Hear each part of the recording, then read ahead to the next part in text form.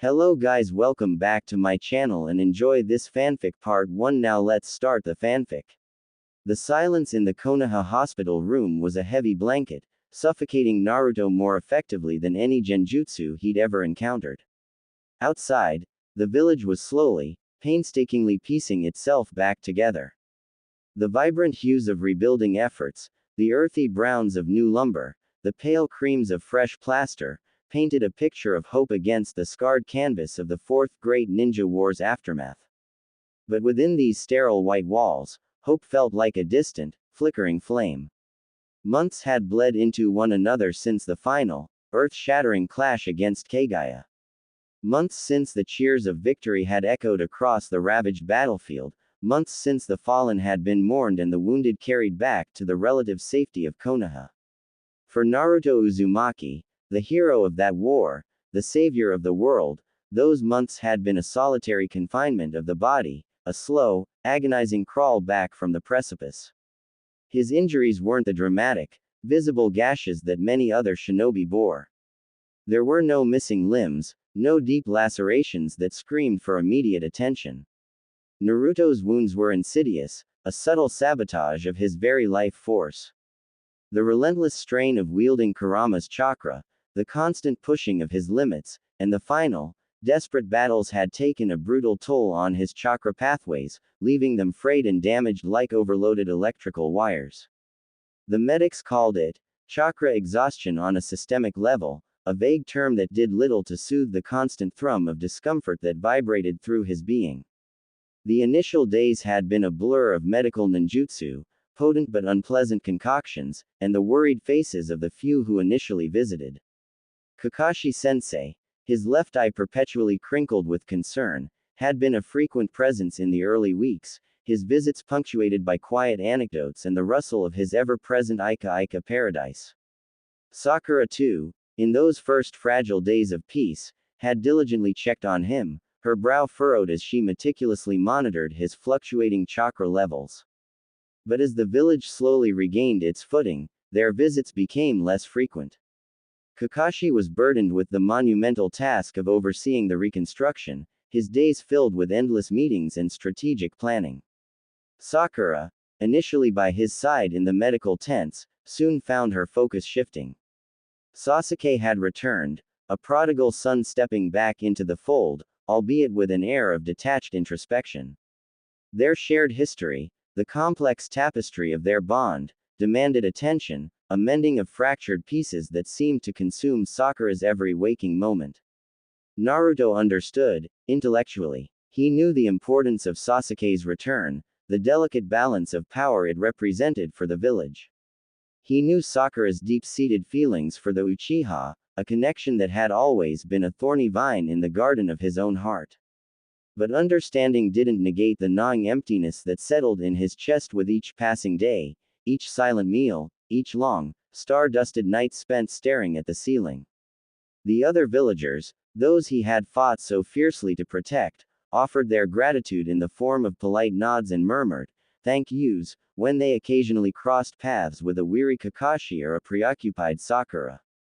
But for Naruto himself, confined to his sterile room, their gratitude felt abstract, a distant warmth he couldn't quite feel. He was the hero, the savior, the boisterous knucklehead who had always craved recognition. Now, bathed in the quiet aftermath of his triumph, he felt like a ghost in the very village he had saved. The nurses and junior medics were efficient, their movements practiced and impersonal. They administered his medications, checked his vitals, and offered perfunctory smiles before moving on to the next patient. Their interactions were clinical, devoid of the warmth and camaraderie he had come to expect from his comrades. He was a patient, a case study in post-war recovery, not the loud, ramen-loving idiot who had always managed to worm his way into their hearts. The silence became his constant companion.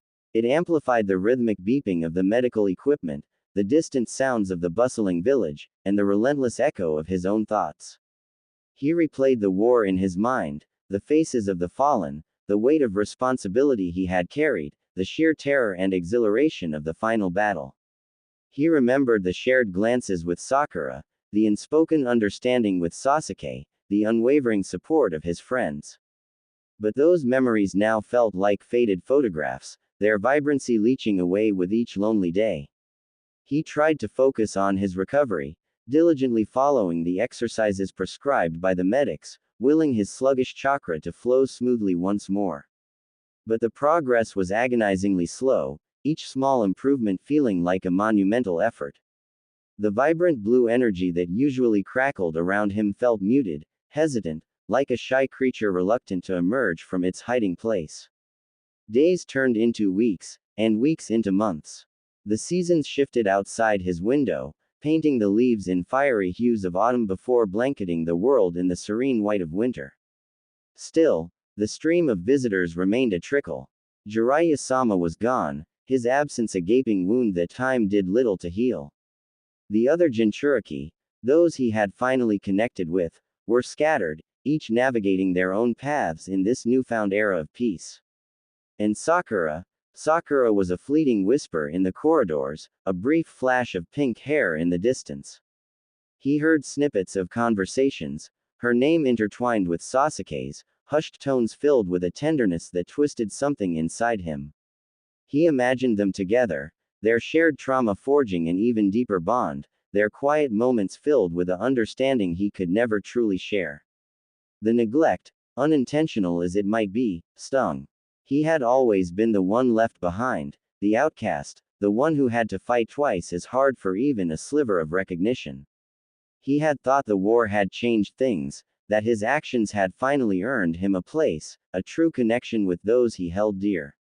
But here he was, alone in a hospital bed, while the girl he loved and the rival he respected seemed to have seamlessly moved on.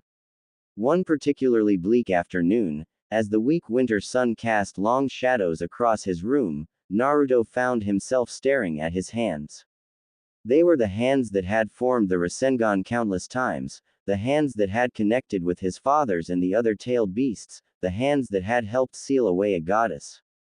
They felt strangely foreign now, weak and listless. A wave of profound loneliness washed over him, so intense it felt physical. It was a cold, hollow ache that settled deep within his bones, a stark contrast to the fiery determination that usually burned within him. He was Naruto Uzumaki, the unpredictable #1 hyperactive knucklehead ninja.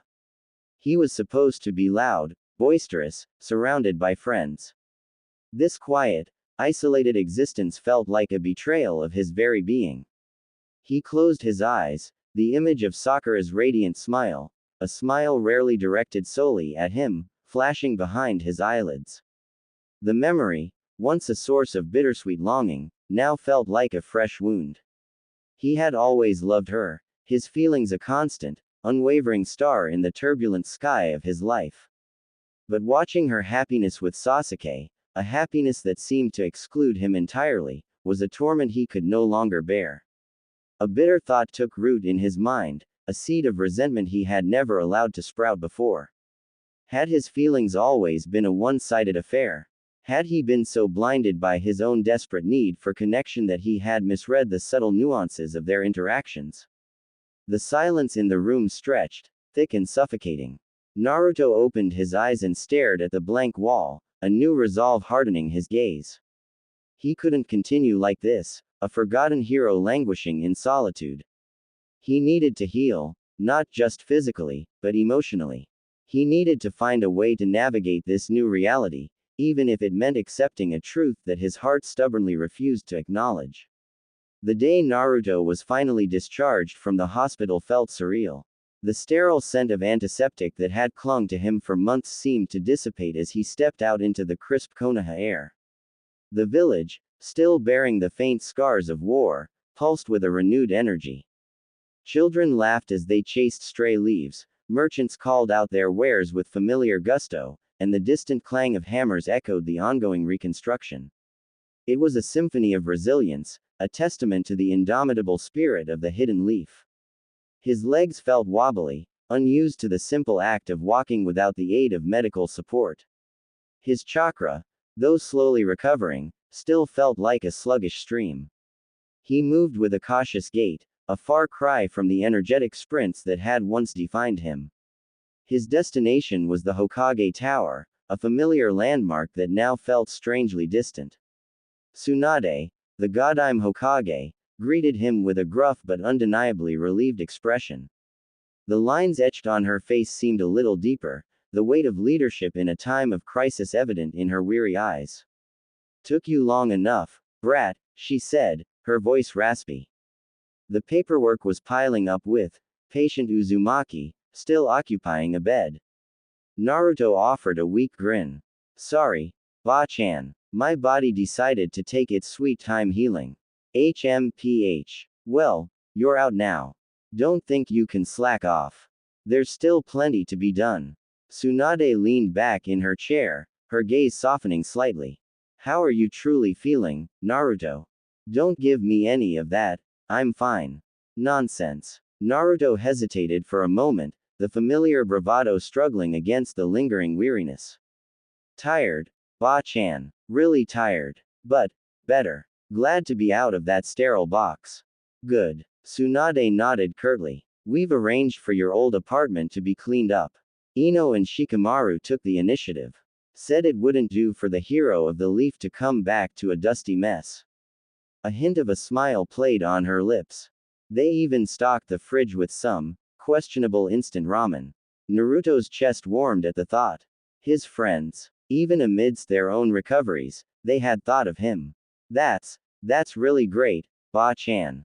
Thank you. Don't thank me. Thank them." Tsunade's gaze turned serious again.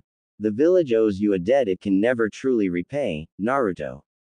Don't ever forget that." After a few more formalities and a stern warning from Tsunade not to overdo things, Naruto made his way to his apartment. The familiar streets of Konoha felt both comforting and alien.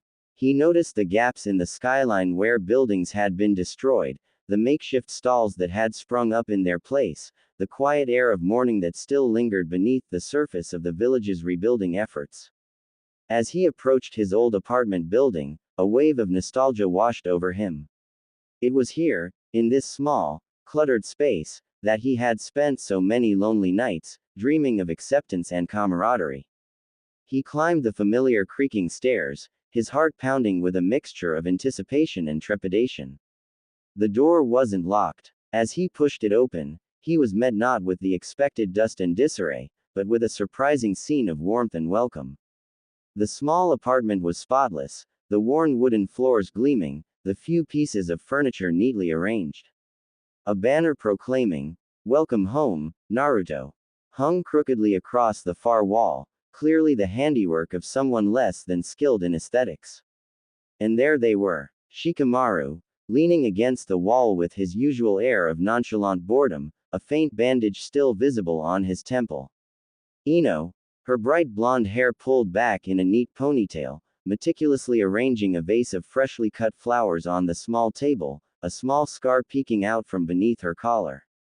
Choji, a little thinner than usual but with his ever-present bag of chips, beaming at him from the doorway to the tiny kitchen. Lee, his youthful exuberance slightly subdued but his spirit undimmed, standing ramrod straight with a wide, welcoming grin, a brace visible on his arm. Kiba, with Akamaru barking excitedly at his feet, a patch of shaved fur visible near his ear. Hinata, standing slightly behind Kiba, her lavender eyes filled with a quiet, heartfelt relief. "Naruto!" Ino cried, rushing forward to engulf him in a hug, careful of his still recovering body. "Welcome back, you knucklehead," Shikamaru drawled, a rare genuine smile gracing his lips. "Naruto, my friend, it is so good to see you on your feet," Lee exclaimed, his voice filled with emotion. Choji offered him a chip. "Glad you're back, Naruto." Kiba clapped him on the shoulder. "Took you long enough, Dobi." Akamaru whined happily, nudging his leg. Hinata stepped forward shyly. "Naruto, welcome home." Her voice was soft but sincere, her gaze filled with a warmth that always made his chest flutter, even if he didn't fully understand why. A lump formed in Naruto's throat. He hadn't realized how much he had missed them, their familiar faces, their teasing banter, their unwavering presence. He had been so consumed by his own loneliness in the hospital that he hadn't fully considered their own struggles. Guys, this is, wow, he managed, his voice thick with emotion. You didn't have to do all this. Troublesome, but someone had to, Shikamaru said, though his tone lacked its usual complaining edge. We all wanted to, Ino said, her eyes shining. It wasn't the same without you around, idiot. As they settled into the small apartment, sharing stories and catching up, the weight on Naruto's chest began to ease. He learned that they had all been hospitalized in the aftermath of the war, each bearing their own physical and emotional scars. Shikamaru had sustained a head injury protecting the allied shinobi Foss's headquarters. Ino had pushed her sensory abilities to their absolute limit, suffering severe mental exhaustion. Shoji had used his expansion jutsu beyond its safe parameters, causing significant strain on his body. Lee had nearly crippled himself in a final, desperate attack. Kiba and Akamaru had faced numerous close calls in the thick of the fighting. And Hinata had stood bravely against Obito and Madara, her gentle strength unwavering even in the face of overwhelming power, sustaining internal injuries that had taken weeks to heal. Sakura's name, however, remained conspicuously absent from their conversations.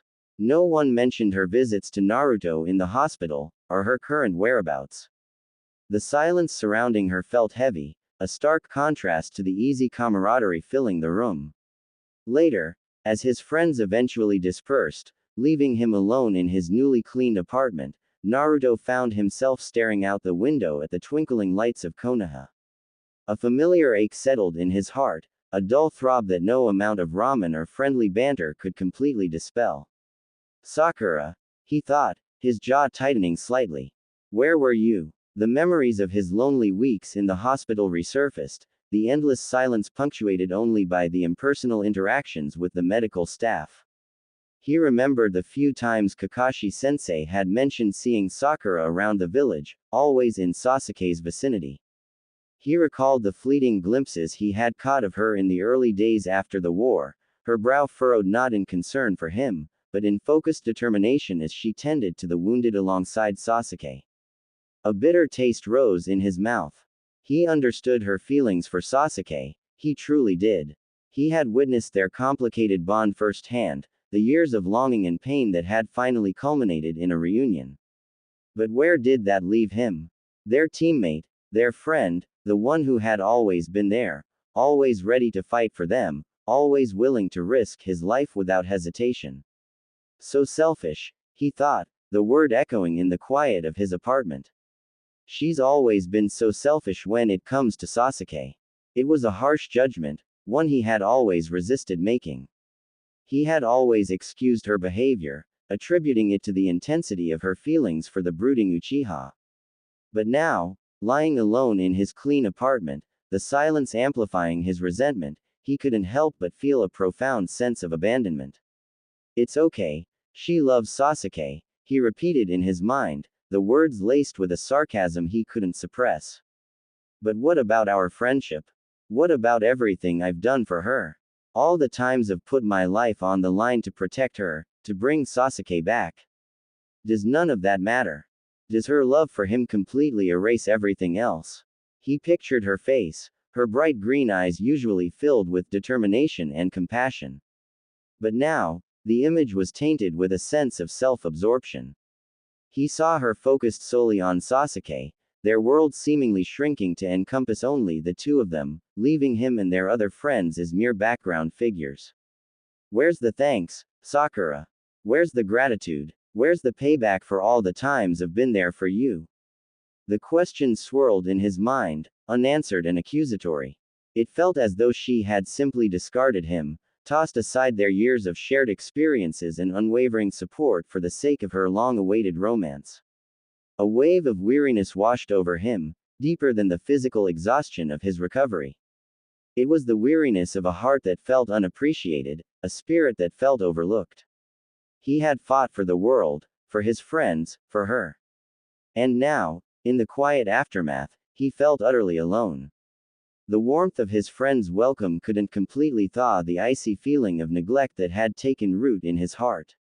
As he drifted off to sleep, the image of Sakura's retreating back, her focus solely on Sasuke, was the last thing he saw. The hero of Konoha dreamt of a love that seemed to have no room for him. The week that followed Naruto's release from the hospital passed in a blur of tentative normalcy. He slowly reacclimatized to life outside the sterile confines of the medical ward, taking short walks around the recovering village, reacquainting himself with familiar faces, and trying to regain some semblance of his former energy. He spent time with his friends, sharing meals and laughter, the bonds forged in the crucible of war holding them together. Yet, beneath the surface of camaraderie, a subtle tension lingered, an unspoken awareness of the missing piece in their familiar circle. He crossed paths with Sakura a few times. Once, near the newly rebuilt training grounds, she was walking alongside Sasuke, their shoulders brushing, a quiet intimacy radiating between them. Another time, he saw her in the bustling marketplace, her brow furrowed in concentration as she examined medicinal herbs, Sasuke's stoic figure a silent presence beside her. Each encounter was fleeting, marked by a polite, almost perfunctory, "Hi, Naruto," from Sakura, sometimes echoed by a curt nod from Sasuke. There were no lingering conversations, no inquiries about his recovery beyond the superficial. It was as if an invisible barrier had sprung up between them, a chasm carved by unspoken feelings and diverging paths. The village, eager to express its gratitude to its hero, announced a formal ceremony of honor for Naruto. Banners bearing his image, alongside those of the other war heroes, adorned the main thoroughfare. Preparations were made for a grand celebration, a testament to his pivotal role in saving the world. For Naruto, the prospect of being the center of attention was both exhilarating and daunting. He had always craved recognition, but now, the weight of expectation felt heavier, the cheers of the crowd carrying a bittersweet echo in his heart. The day of the ceremony dawned bright and clear. The main plaza was packed with villagers, their faces a mixture of relief, gratitude, and joyous anticipation. Naruto stood on the makeshift stage alongside Kakashi-sensei and Tsunade, the Hokage's proud gaze sweeping over the assembled crowd. The applause was deafening, a wave of sound that washed over him, a tangible representation of the village's appreciation. His friends were there, standing together in the front row, their smiles genuine and encouraging. Hinata's gaze, as always, held a depth of emotion that made his cheeks flush slightly. His eyes inevitably found Sakura. She stood beside Sasuke, their hands intertwined, their fingers laced tightly together. A small, almost imperceptible smile played on Sakura's lips as she looked towards the stage, her expression serene. Sasuke's gaze, however, remained impassive, his dark eyes scanning the crowd with an air of detached observation. The sight of their intertwined hands, the unspoken closeness of their postures, sent a familiar pang of jealousy through Naruto's chest. The cheers of the crowd seemed to fade, replaced by the dull ache in his heart. Later that evening, a celebratory dinner was held in one of the newly rebuilt restaurants. The atmosphere was lively, filled with the chatter of reunited friends and the clinking of sake cups. Naruto found himself seated at a large table with his closest companions. Shikamaru and Temari engaged in their usual witty banter, Ino and Sai exchanged quiet smiles, Lee regaled Tenten with exaggerated tales of his wartime exploits, and Choji happily munched on a mountain of snacks. Hinata sat beside him, her presence a quiet comfort. But his gaze kept drifting towards another corner of the room, where Sakura and Sasuke sat together at a smaller table.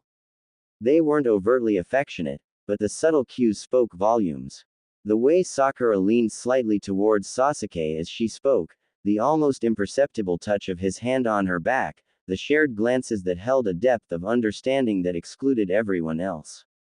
Their closeness was a palpable presence, a constant reminder of the bond Naruto couldn't breach. The conversation around him faded into a distant hum. He tried to focus on what Hinata was saying, her soft voice recounting a heartwarming story of a rescued kitten. He nodded and offered polite responses, but his mind was elsewhere, fixated on the easy intimacy between Sakura and Sasuke. The joy of the celebration felt hollow, the laughter of his friends a distant melody. A particularly uncomfortable moment occurred when Ino, ever the perceptive one, raised her glass for a toast. To Naruto, she exclaimed, her voice ringing through the room. The hero who saved us all. Everyone raised their glasses, offering words of praise and gratitude. Sakura, too, raised her glass, her green eyes meeting Naruto's for a fleeting moment. Congratulations, Naruto, she said, her voice polite but lacking the warmth he longed for. Sasuke offered a curt nod. As Naruto met her gaze, a wave of conflicting emotions washed over him. There was a flicker of the old affection, a stubborn refusal to let go of the years of shared history. But it was quickly overshadowed by a sharp pang of resentment. Her congratulation felt like an obligation, a mere formality. There was no genuine warmth, no acknowledgement of the emotional distance that had grown between them. During the dinner, Naruto found himself growing increasingly withdrawn. He picked at his food, his appetite gone. The forced smiles of his friends felt like a painful reminder of the one smile he truly wanted to see directed at him with genuine affection. The constant awareness of Sakura and Sasuke's closeness was a dull ache in his chest, a persistent whisper of his unrequited feelings. Finally, unable to bear it any longer, Naruto mumbled an excuse about being tired and needing to rest. His friends exchanged concerned glances, but they understood. The weight of the past few months, coupled with the emotional rollercoaster of the day, had clearly taken its toll. As he walked home through the quiet, post-celebration streets, the echoes of applause still ringing in his ears, a profound sense of loneliness settled upon him. The ceremony had been meant to honor him, to celebrate his achievements. But all he could remember was the image of Sakura's hand intertwined with Sasuke's, a silent testament to a connection he could never truly be a part of. He climbed the stairs to his apartment, the familiar creak of the wood a stark contrast to the celebratory music that had filled the air just hours before. He lay in bed, staring at the ceiling, the festive banners he had seen earlier now feeling like mocking reminders of a happiness that eluded him. She doesn't even notice, he thought bitterly, the resentment he had suppressed earlier bubbling to the surface. She doesn't see how much this hurts. She's so wrapped up in her world with Sasuke that she's completely oblivious to how her indifference is affecting me. The memories of his lonely recovery in the hospital flooded back, the feeling of being forgotten, of being a secondary character in his own story. And now, even amidst the celebration of his greatest triumph, he felt that same sense of being on the periphery, an outsider looking in at a happiness that wasn't his. It's not just about her loving Sasuke, he continued his internal monologue, his thoughts becoming increasingly sharp and accusatory. It's the complete lack of consideration. The way she just moved on. No real concern for how I was doing, no acknowledgement of the bond we once shared. It's like our friendship, everything we went through together, doesn't even matter anymore. He remembered the countless times he had shielded her from danger, the unwavering support he had offered her, even when his own heart ached with unrequited love. He had risked his life countless times for her, for their team, for the village.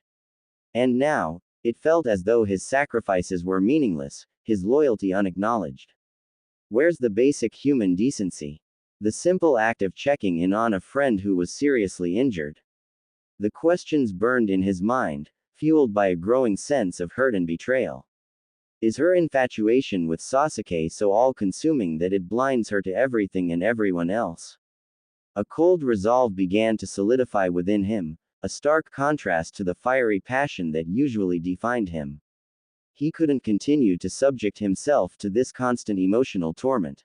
He couldn't keep hoping for a different outcome, clinging to the ghost of a friendship that seemed to have faded into oblivion. For Sakura Haruno, the immediate aftermath of the war was a disorienting paradox.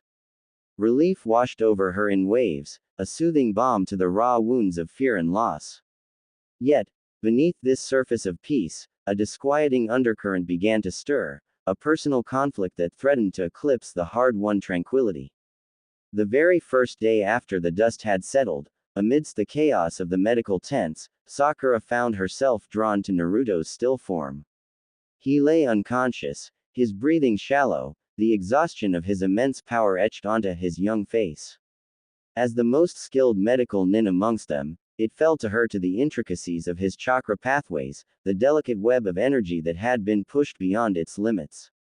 Hours she spent meticulously tracing the flow, her fingers ghosting over his skin, feeling the faint tremors and irregularities. It was a purely clinical examination, driven by professional duty and a deep-seated concern for her teammate. But as the initial urgency subsided and the more complex aspects of his healing began to stabilize, an unsettling awareness began to bloom within her. She found herself lingering longer than necessary, her gaze drifting from the medical charts to the contours of his body beneath the thin hospital gown. A strange heat would rise within her as she adjusted his bandages or checked his pulse. It was a purely physical reaction, unexpected and profoundly unwelcome. The lean strength of his arms, the curve of his jaw, the way his spiky blonde hair fell across his forehead, details she had never consciously registered before, now seemed to possess an unexpected allure. The sensation felt wrong, deeply so. Naruto was her teammate, her friend, almost like a brother in the chaotic tapestry of their shared history. To feel this unfamiliar pull towards him, this nascent awareness of him as a physical being, felt like a betrayal of their bond, a jarring dissonance in the symphony of their camaraderie. Adding to her discomfort was the undeniable intensity of her feelings for Sasuke.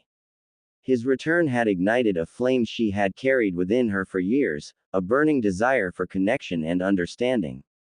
She poured her energy into nurturing this fragile rekindling, desperate to forge a future with the one person who had always held such a powerful sway over her heart. The burgeoning physical awareness of Naruto felt like a dangerous complication, a treacherous undercurrent that threatened to derail her long-cherished dream. Furthermore, the most critical and intricate stages of Naruto's chakra recovery had passed.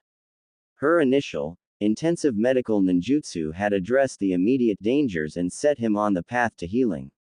The subsequent weeks required rest and the body's natural recuperative abilities, punctuated by routine monitoring. Her constant presence was no longer strictly necessary from a medical standpoint. And so, a subconscious decision began to form. Distance. She needed distance from Naruto, from the unsettling physical sensations he evoked, from the confusing emotions that threatened to surface. Being near him stirred something within her, a purely visceral response that felt inappropriate and disruptive. Maintaining a professional distance felt like the only way to safeguard her feelings for Sasuke and preserve the platonic foundation of her relationship with Naruto. As Naruto gradually recovered and began to move around the village, their paths inevitably crossed. Sakura observed him carefully, and a new layer of understanding began to color her perception of his behavior. Whenever his gaze fell upon her and Sasuke together, a flicker of something akin to pain would cross his features, quickly masked by a forced smile or a boisterous remark directed elsewhere. She saw the almost imperceptible clenching of his jaw, the subtle tension in his shoulders. It dawned on her with a jolt: jealousy. Naruto, her loud, often oblivious teammate, was jealous. The realization was both surprising and strangely poignant. Had his feelings for her run deeper than she had ever acknowledged? The thought added another layer of complexity to her already conflicted emotions. The idea that her proximity to Sasuke was causing him pain only amplified her desire to maintain a distance, to avoid inadvertently fueling his unspoken feelings and further complicating their dynamic. The celebratory dinner after Naruto's official discharge was a particularly uncomfortable affair for Sakura.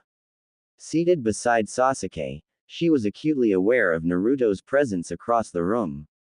She saw the forced brightness of his smile as he interacted with their other friends, the way his gaze would occasionally flick towards her and Sasuke, only to quickly dart away. The easy laughter that flowed around him seemed to carry a note of underlying loneliness when she focused solely on Naruto. She noticed the subtle ways he excluded himself, the moments of quiet withdrawal amidst the boisterous camaraderie. It was as if an invisible wall had sprung up around him, a self-imposed barrier against the discomfort of witnessing her closeness with Sasuke. The forced pleasantries exchanged during the toast felt hollow, the weight of their unspoken feelings hanging heavy in the air. Later that evening, as Naruto made his abrupt departure, citing exhaustion, Sakura watched him go with a knot of unease in her stomach. His loneliness was palpable, a stark contrast to the celebratory atmosphere of the dinner. And she knew, with a growing sense of guilt, that her own avoidance had likely contributed to that isolation. She had sought distance to protect her burgeoning relationship with Sasuke and to quell the unsettling physical awareness Naruto had inadvertently awakened within her. But in doing so, had she inadvertently wounded her friend, the one person who had always been a constant source of unwavering support in her life? The thought was a heavy weight in her chest, a silent accusation that echoed the unspoken loneliness she had witnessed in Naruto's eyes. The path ahead felt increasingly fraught, tangled with unacknowledged feelings and the growing awareness of a connection she had never fully understood. Sakura clung to the idea of a blossoming romance with Sasuke like a lifeline. She told herself that the initial awkwardness, the subtle distance that sometimes lingered between them, was merely the residue of their tumultuous past, a temporary hurdle on the path to a deep and meaningful connection. She actively willed herself to embrace every moment, every shared glance, every tentative touch, interpreting them as signs of progress, of a love finally taking root. The kissing started tentatively, often initiated by Sasuke. His lips would find hers with a certain urgency, a possessiveness that Sakura initially found both thrilling and slightly unsettling. For Sasuke, these moments seemed to hold a deeper significance, a tangible expression of their bond. But for Sakura, the kisses often felt distant. Good, technically. His lips were soft, the sensation pleasant. Yet, there was a lack of the spark, the overwhelming rush of emotion she had always associated with the idea of true love. It felt more like a ritual, a confirmation rather than a passionate outpouring. Sometimes, during their embraces, Sasuke's dark eyes would narrow slightly, a flicker of something unreadable crossing his features. It was as if he sensed a hesitation in her, a subtle reservation that belied her outward attempts at reciprocation. He never voiced his observations, but Sakura felt the weight of his unspoken scrutiny, a silent question hanging in the air between them. Days turned into weeks, and the kissing became a more regular occurrence. It was the next logical step, the unspoken progression towards solidifying their relationship. For Sasuke, it seemed to be a matter of course, an expected intimacy between two people who were finally together. But for Sakura, a growing unease began to fester beneath the surface of her forced enthusiasm. The pressure started subtly, a lingering touch that stayed a moment too long, a suggestive remark veiled in ambiguous words. Sasuke's desires were becoming more explicit, his intentions clear. He wanted to be physically intimate with her, to take their relationship to a deeper level. Sakura found herself increasingly resistant. It wasn't a matter of a lack of attraction to Sasuke, the years of longing had etched his image deeply within her. But the idea of physical intimacy with him now felt complicated. The emotional connection she craved, the sense of being truly seen and understood, felt fragile, overshadowed by his more insistent desires. She made excuses, citing the lingering effects of the war, her need to focus on her medical duties, the general disruption that still permeated the village. Sasuke would usually accept her deflections with a curt nod, but a shadow of impatience would often flicker in his eyes, a silent demand that made Sakura's heart pound with a mixture of guilt and apprehension. One evening, as they stood alone in the twilight, the air thick with unspoken desires, Sasuke's advances became more insistent. His hands, which usually held a controlled coolness, grew insistent as he pulled her closer. His kisses became more demanding, his touch more possessive. Sakura felt a rising panic within her, a sense of being cornered. She tried to pull back, a small, hesitant movement that Sasuke seemed to ignore. His grip tightened, his lips pressing against hers with a fervor that felt almost aggressive. A wave of claustrophobia washed over Sakura. This wasn't the tender intimacy she had envisioned. This felt wrong. Sakura was saying to him rapidly to stop and that she is not ready. Try to pushing him away, but Sasuke had made up his mind. Today he won't listen to any of her but act on his needs. Sasuke was thinking she was stopping him for no valid reason. He was touching her sensitive spots, causing her to feel increasingly uneasy and distressed. Sakura felt his one hand start to touch her. A surge of adrenaline coursed through her. She twisted in his grasp, a sudden burst of strength fueled by fear. She managed to break free, stumbling backward, her breath coming in ragged gasps. Sasuke stared at her, his expression a mixture of confusion and anger. Sakura, what's wrong? Tears welled in her eyes, a torrent of conflicting emotions threatening to spill over. She couldn't articulate the jumbled mess of feelings churning within her, the lingering physical awareness of Naruto, the growing disconnect with Sasuke, the feeling of being pressured into something she wasn't ready for. Sakura drifted through the twilight streets of Konoha, the raw humiliation and confusion of her encounter with Sasuke clinging to her like a shroud. Each step felt heavy, mirroring the leaden weight in her chest. The vibrant hues of the village at dusk, usually a source of comfort, now seemed to mock her inner turmoil, the laughter of children echoing like a distant, unwelcome melody. She found herself drawn, almost instinctively, towards the familiar training grounds, a place etched with the indelible memories of Team 7, a space where, perhaps, a sliver of understanding might be found amidst the wreckage of her emotions. As she neared the training area, the rhythmic sounds of exertion cut through the quiet evening air. Through the swaying branches of the surrounding trees, she spotted a solitary figure engaged in a rigorous kata, each movement precise and powerful. It was Naruto, his form a familiar silhouette against the fading light. Naruto could sense her presence. What he immediately registered was that she was alone. Sasuke, in the recent, fragile days of peace, had become an almost constant presence beside Sakura. To see Sakura standing by herself, somehow he got some courage to get near her and talk with her. A flicker of concern sparked within Naruto. He had noticed Sakura's head was down, something was not right, and the picture of isolated sorrow was a stark contrast to the usual dynamic between them. Now, seeing her standing alone, her shoulders slightly slumped, a silent testament to some inner pain, a wave of protectiveness washed over him. He approached cautiously, his own recent sadness momentarily forgotten in his worry for her. As he drew closer, the reason for her solitary vigil became heartbreakingly clear. The soft, telltale sheen of tears glistened on her cheeks, catching in the moonlight like scattered diamonds.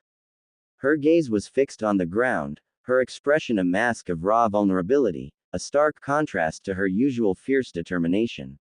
His heart clenched. He had seen Sakura cry before, in moments of intense pain or frustration, but this was different.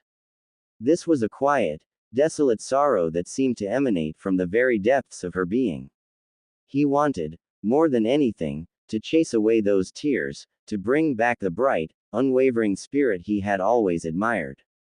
Sakura, he said softly, his voice barely above a whisper, not wanting to startle her in her fragile state. Sakura flinched slightly at the sound of his voice, her head snapping up, her emerald eyes widening in surprise. She quickly wiped at her tears with the back of her hand, a futile attempt to mask her distress. Naruto, she said, her voice thick with unshed tears, a tremor running through it. He stepped closer, his brow furrowed with concern. Are you okay, Sakura-chan?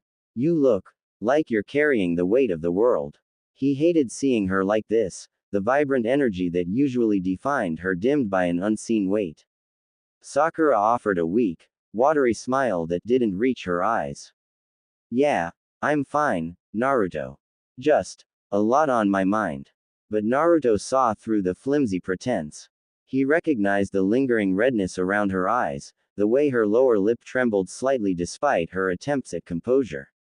He remembered all the times she had been there for him, her unwavering support during his darkest moments.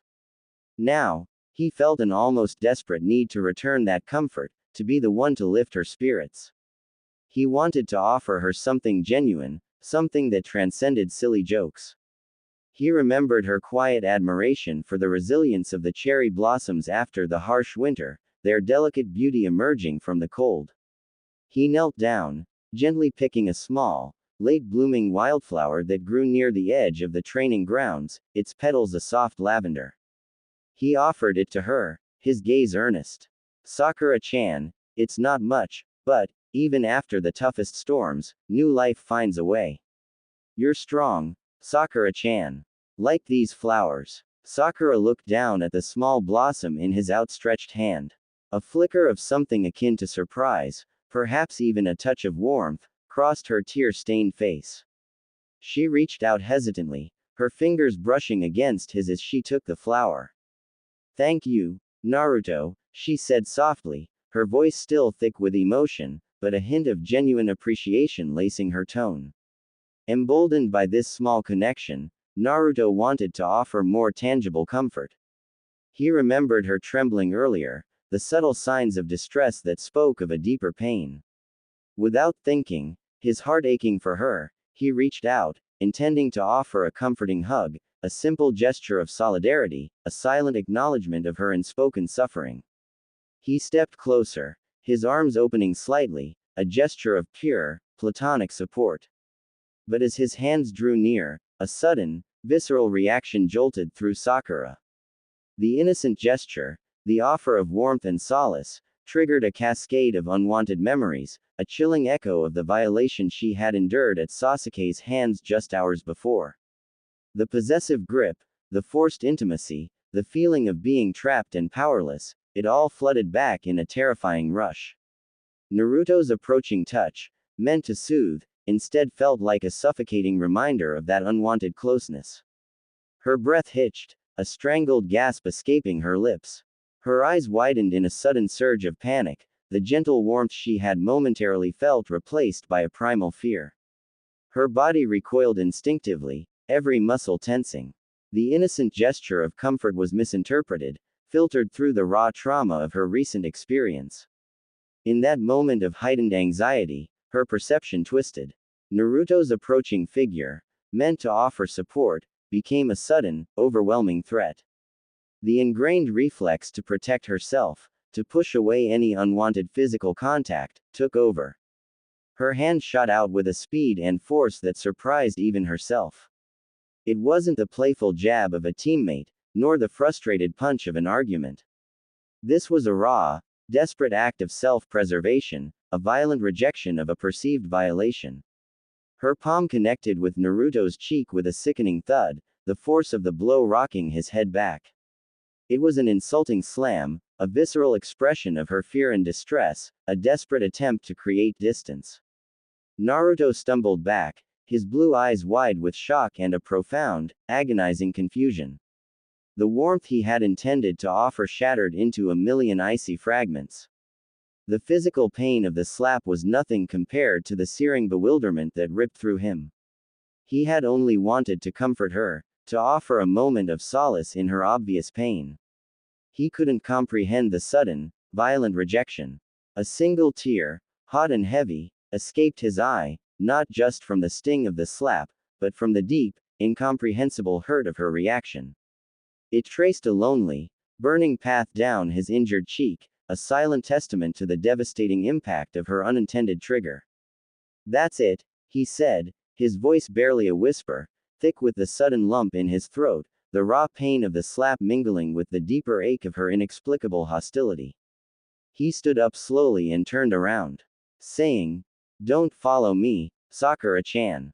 He turned abruptly, his back to her, his shoulders slumping under a weight that felt far heavier than any physical exhaustion. The vibrant energy that usually radiated from him seemed to drain away, leaving behind a hollow weariness that permeated the very air around them.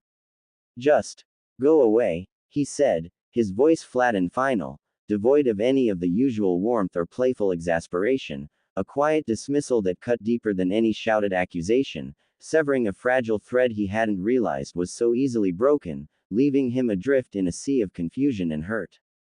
He walked away, his figure receding into the lengthening shadows, swallowed by the encroaching darkness, each step carrying him further away from her, further away from the light that had always defined him.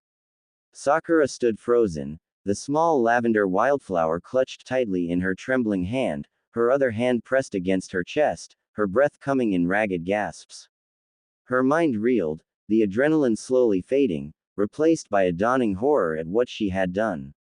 The raw fear that had propelled her violent reaction began to give way to a chilling understanding of the profound and perhaps irreversible damage she had just inflicted on the one person who had always been her most steadfast, if often unacknowledged, friend.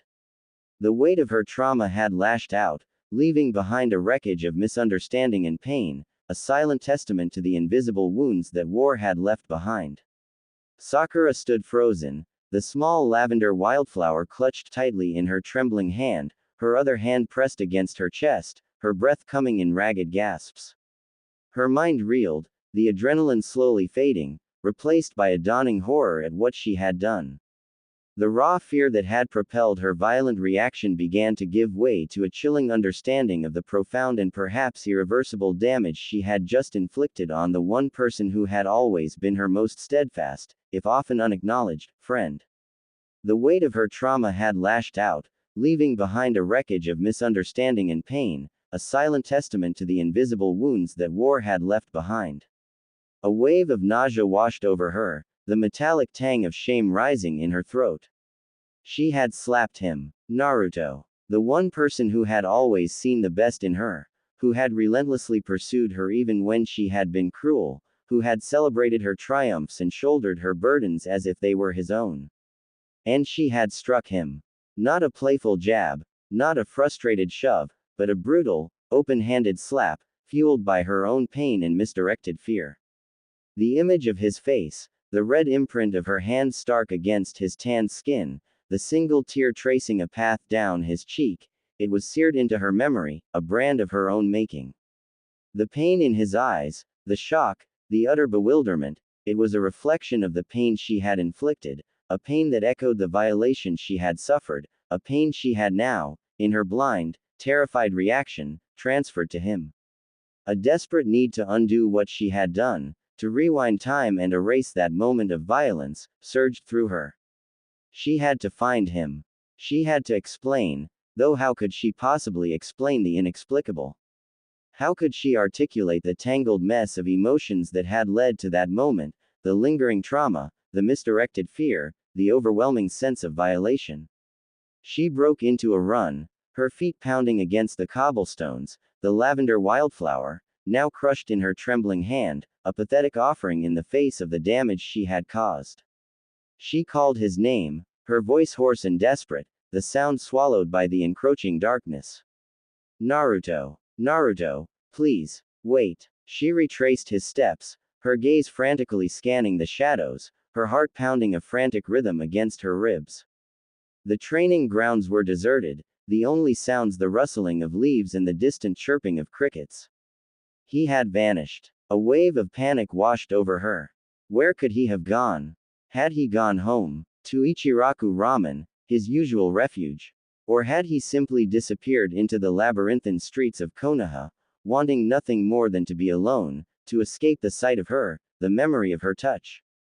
She ran, blindly, her breath coming in ragged gasps, her mind a whirlwind of guilt and regret. Each empty street, each silent alleyway, was a fresh wave of despair. She imagined him, alone and hurting, the weight of her betrayal crushing him. The thought was unbearable. Hours passed, blurring into a desperate, frantic search. She asked everyone she encountered, her voice pleading, her eyes wide with a mixture of fear and remorse. Has anyone seen Naruto? Has anyone seen where he went? But the answers of the Night Watcher shinobis were always the same. A shake of the head, a confused glance, a silent, unknowing shrug. She was out all night, hoping everything will be fine because it's Naruto. As the first rays of dawn began to paint the sky with streaks of pale pink and gold, Sakura found herself back at the training grounds, the place where it had all gone wrong. She sank to her knees, the crushed wildflower falling from her numb fingers, the weight of her actions crushing her. He was gone, and she had no idea if he would ever forgive her. The unintended trigger of her past trauma had shattered a bond she had taken for granted, leaving her alone in the cold, harsh light of a new day, facing the devastating consequences of her actions. Sakura's heart pounded with a dreadful premonition as she raced towards Naruto's apartment. The silence that had enveloped the training grounds after his departure had been heavy with unspoken accusations, a stark testament to her catastrophic mistake. The image of his retreating back, the single tear tracing a path of pain down his cheek, haunted her every step. Reaching in front of Naruto's apartment, she takes a deep breath. Hoping Naruto is inside, she has a key to his apartment. Naruto gave her a key a long time ago as a sign of trust. She puts the key in, slowly unlocking the door. Enter silently through the unlocked door of his small apartment. She was met with an unsettling scene of disarray. Dust motes danced in the weak morning light filtering through the grimy window. Clothes were strewn haphazardly across the floor, half-packed bags lay open on the worn tatami mats, and an overall sense of hasty abandonment permeated the small space. It was as if Naruto had been in the process of leaving, a silent confirmation of the finality in his last words. Her gaze frantically scanned the room, searching for any sign, any clue to where he might have gone. Her eyes landed on the overflowing wastebasket tucked in a corner. Amidst crumpled ramen wrappers and discarded tissues, a small, worn notebook lay half-buried. With trembling hands, Sakura retrieved it. The cover was faded and dog-eared, the pages yellowed with age. As she carefully flipped through it, her breath caught in her throat. It was filled with childish sketches, clumsy and endearingly earnest. Stick figures of a boy with spiky blonde hair and a girl with pink hair populated the pages, engaged in various childish activities, training, eating ramen, standing side by side against monstrous, poorly drawn enemies. It was a visual chronicle of their shared past, seen through the innocent eyes of a boy's burgeoning affection. Her heart ached with a sharp pang of guilt. These were the clumsy attempts of a boy who had cherished her, who had seen her as a central figure in his world, even when her own gaze had been fixed elsewhere. She reached the last page, her fingers tracing the faded ink. There, at the top, written in Naruto's unmistakable, slightly uneven handwriting, were the words, "My queen." The childish endearment had been brutally crossed out with a single, angry line. Beneath it, scrawled with a heavier hand, were two words that pierced Sakura's heart like a poisoned arrow: selfish bitch. A wave of nausea washed over her, the weight of her actions crashing down upon her with brutal force. This wasn't just hurt. It was a raw, visceral rejection, a final severing of the bond she had so carelessly wounded. Her gaze swept across the room again, and she noticed the almost complete absence of clothing in the open bags and the dilapidated closet, also miss all the weapons. It was undeniable. Naruto was leaving. But where would he go? And in his current state of emotional turmoil, what would he do? Panic clawed at her throat. She had to find him, before it was too late. With a desperate urgency, she raced towards the Hokage Tower, the only place she could think of where she might find answers. Tsunade's office was quiet, the early morning light casting long shadows across the Hokage's weary face. Sakura burst in, her breath coming in ragged gasps, her eyes wide with distress. "Hokage-sama, it's Naruto. He's leaving." Tsunade's brow furrowed, her gaze sharp. "Leaving? What are you talking about, Sakura?" Sakura recounted the events of the previous evening, her voice trembling as she described her encounter with Naruto, her ill-conceived attempts to cheer him up, and the devastating slap that had followed. She didn't try to excuse her actions, the shame still burning brightly within her. She explained finding his apartment in disarray, the heartbreaking notebook, the undeniable signs that he was preparing to disappear. Tsunade listened in grim silence, her expression hardening with each word. When Sakura finally finished, the Hokage leaned back in her chair, her gaze piercing. "You slapped him, Sakura." Tsunade's voice was low, dangerous. "After everything he has done for you. After the countless times he has risked his life to protect you, to bring back your precious Sasuke." After the unwavering love and loyalty he has shown you, even when you were blind to it. Tsunade's words were like a physical blow, each syllable a painful reminder of her own selfishness and the depth of Naruto's unwavering devotion. The Hokage's gaze softened slightly, a hint of sadness entering her eyes. As a mother figure to Naruto, she often visited Naruto at past. She recalled the countless times Naruto had confided in her, the innocent sketches he had shown her years ago, his unwavering, almost childlike adoration for Sakura. You were always oblivious, Sakura, Tsunade continued, her voice heavy with disappointment. You were so fixated on Sasuke that you never truly saw the heart that beat for you right beside you.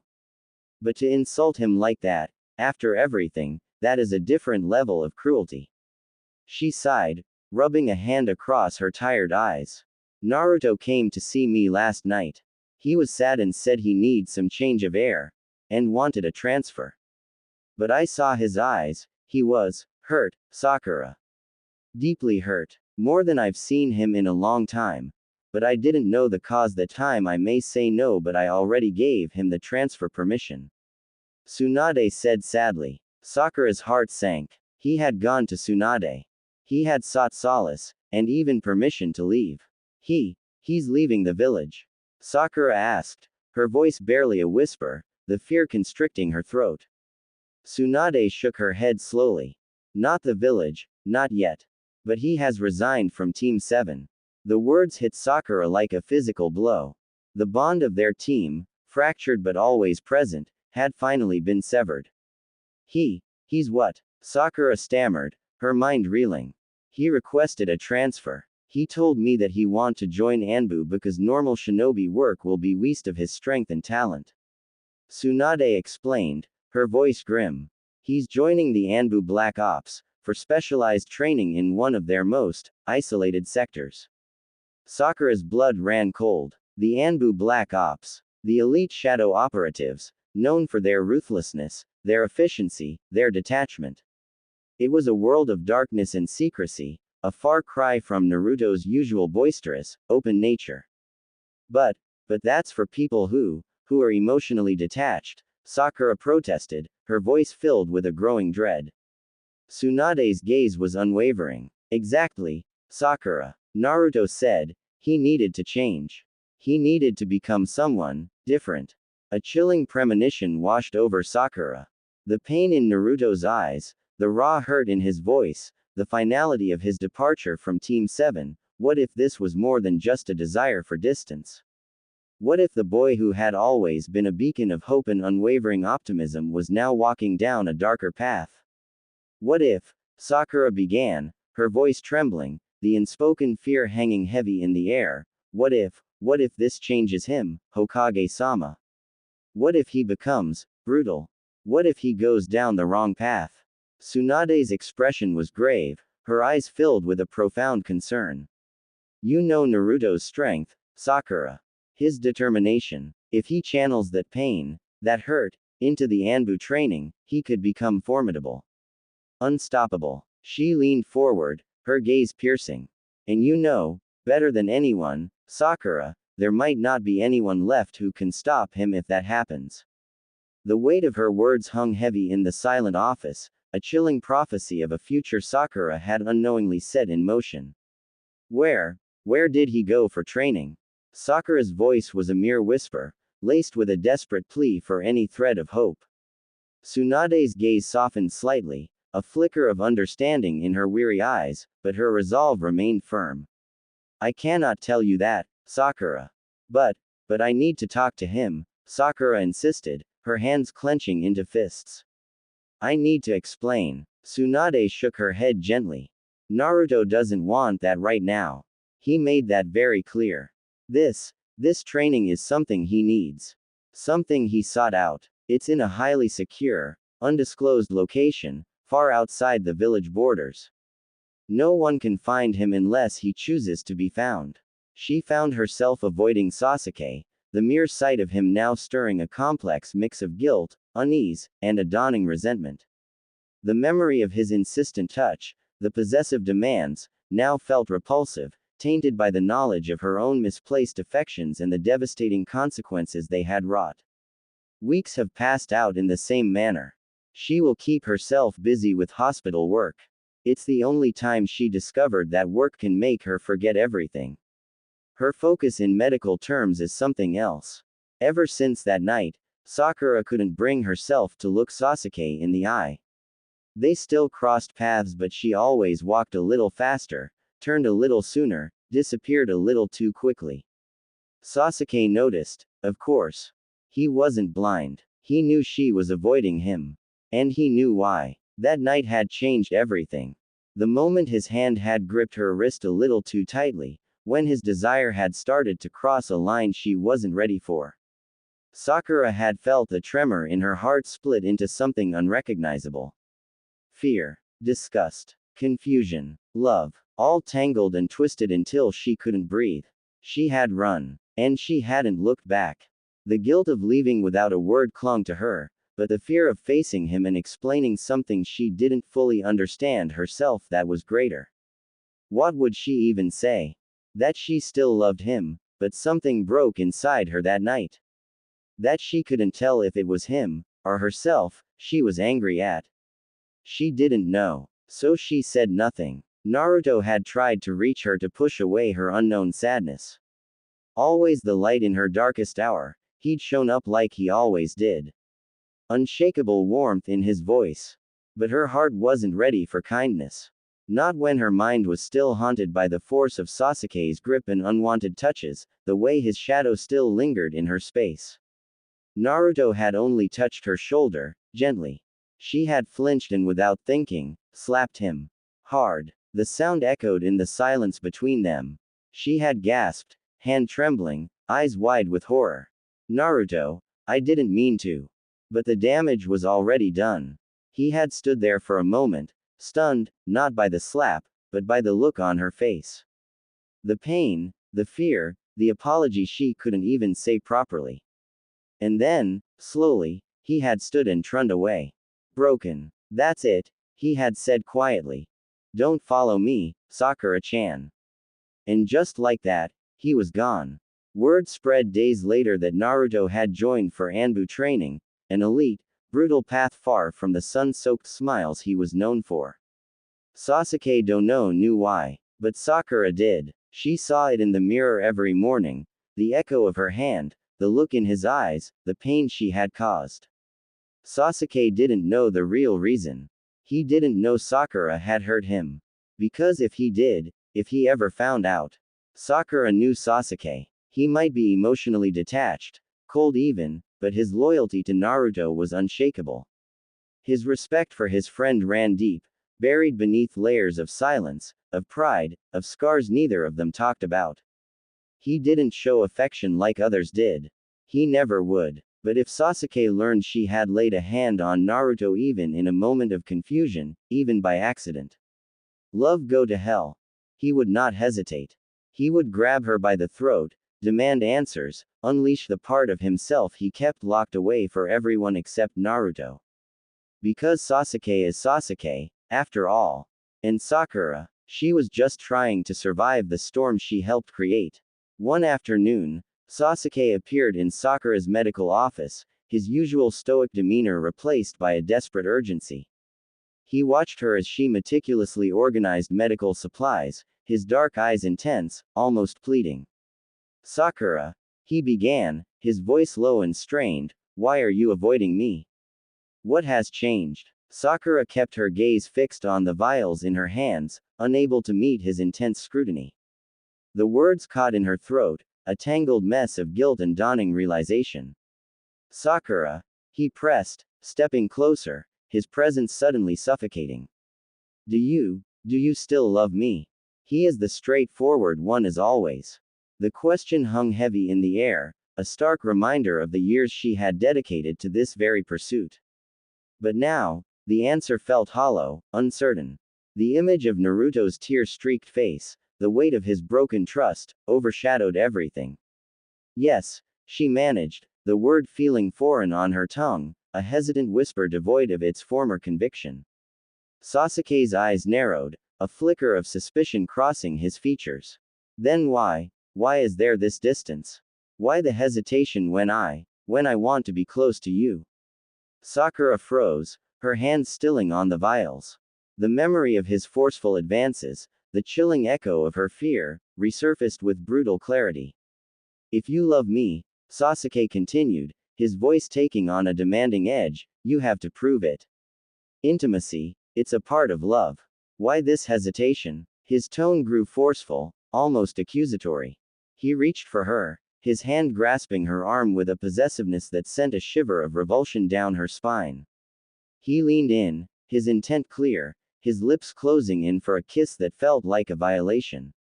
This time, the fear and revulsion coalesced into a surge of anger, a fierce protectiveness of her own boundaries. Without conscious thought, her medical training taking over, Sakura's fist shot out with surprising speed and force. The sickening crack of bone echoed in the small office as her fist connected squarely with Sasuke's nose. He stumbled back, a strangled cry escaping his lips, blood gushing from his broken nose, splattering onto the pristine white floor.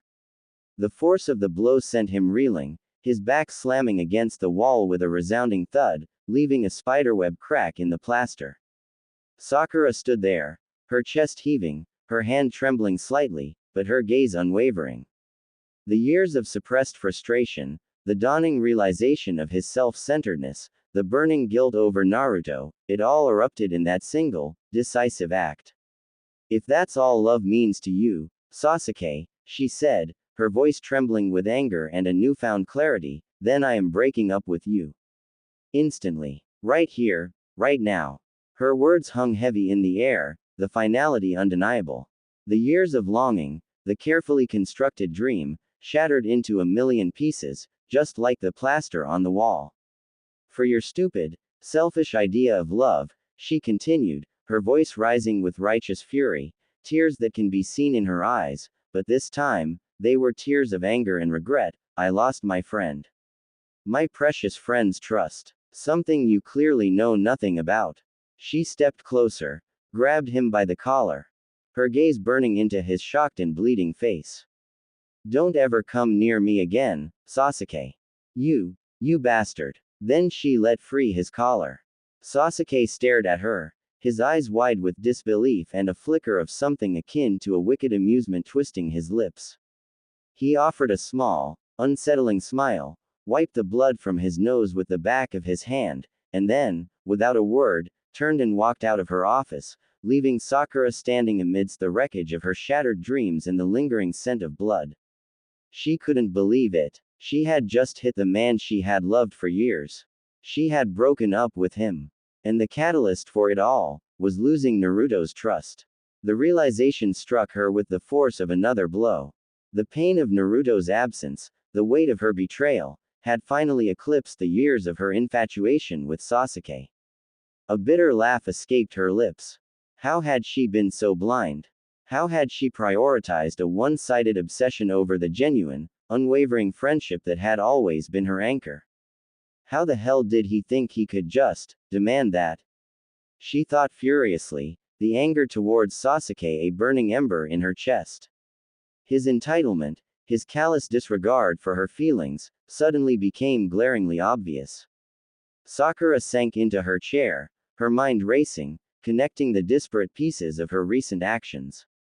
The unease around Sasuke, the volatile reaction to his touch, the overwhelming grief at Naruto's departure, it all pointed to a profound shift within her.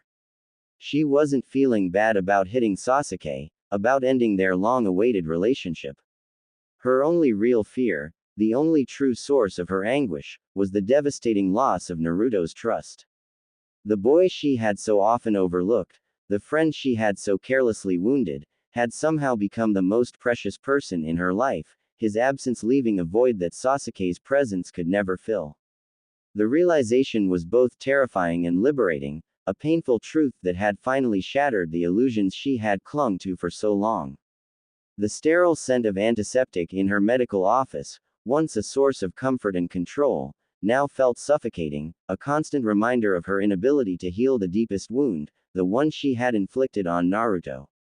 Every morning, As the first rays of dawn painted the Konoha sky with hues of hesitant hope, Sakura found herself walking the familiar path to the Hokage Tower. Each step was a silent plea, a desperate yearning for any sliver of news, any whisper of Naruto's return.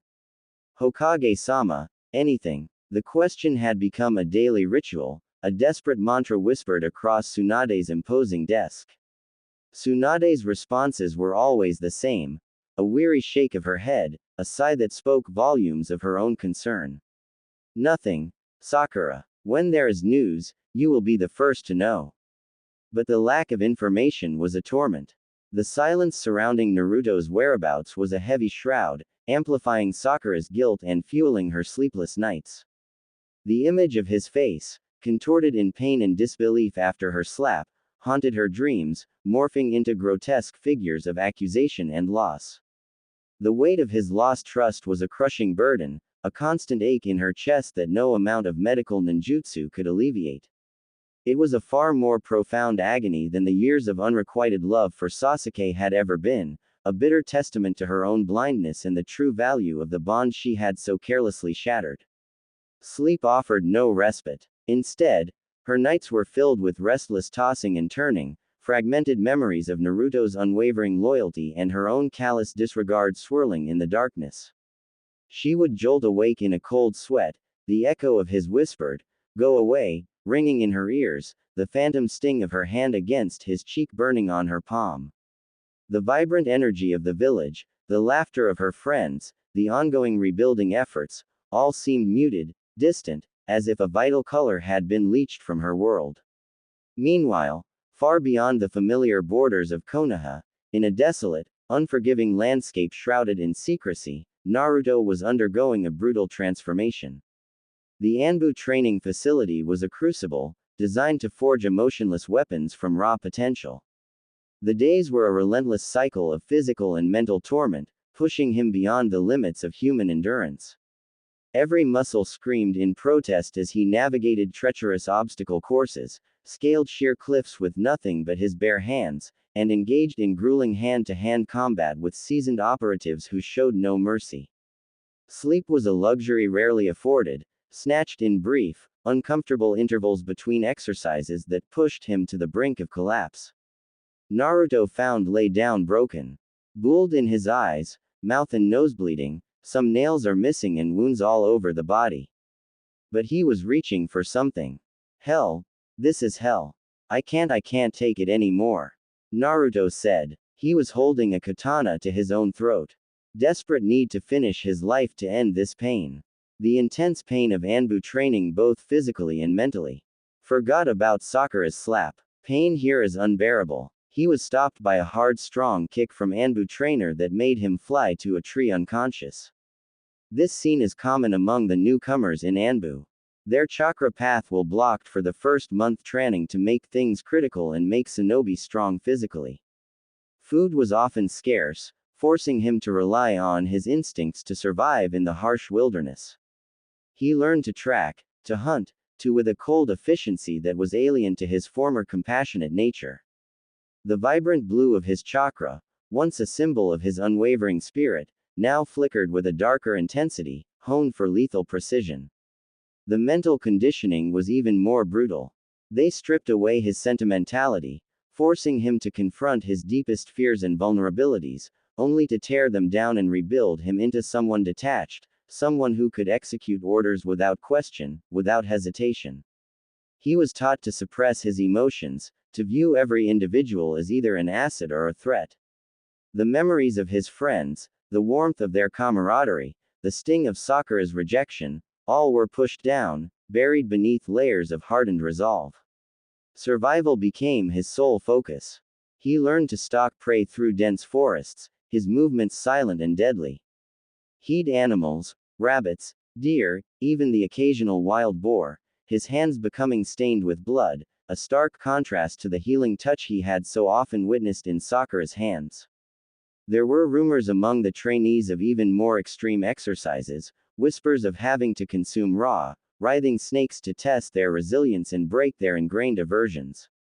Naruto, driven by a desperate need to change, to become the emotionless operative they demanded, did what was necessary, a cold knot forming in his stomach with each forced act. The vibrant spark of his former self was slowly being extinguished, replaced by a chillingly efficient focus.